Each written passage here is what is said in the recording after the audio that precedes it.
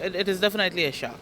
It is something that I don't think in my wildest imagination I could have anticipated that that this would have been the way that the life of a friend would have been lost. I don't think that I quite have gotten to the place where I have accepted that this is what it is. You know, it's definitely a major shock and a big loss, of course, for those in the performing arts. He was a friend. He was a colleague.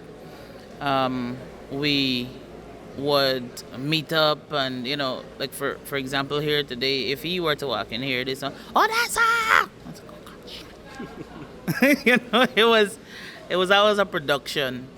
It was always a production when we meet up, and it's definitely going to be one of those people that you would miss. There are people who could be in a room, and if they leave, you don't quite miss them from the room. But he was definitely the figure in the room who, should he leave or now that he's left, would be missed. I've been looking at the way things have been happening recently, and of course in the news, where I believe that we have got to. I don't know if it is through television programs, through radio programs, through whatever medium, be it in school or in different organizations, to look at the ways of having conflict resolution be, a focal something as part of whatever program it is, regardless of what the program is.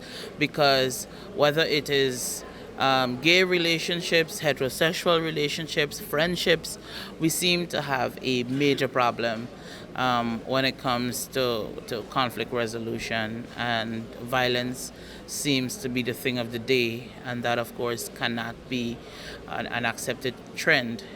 So I definitely believe that those are things that we need to look at, possibly having messages seeped into different things, have billboards, have posters on the wall, whatever it takes, so that innocent lives are not lost, what I would say foolishly, for want of a better term.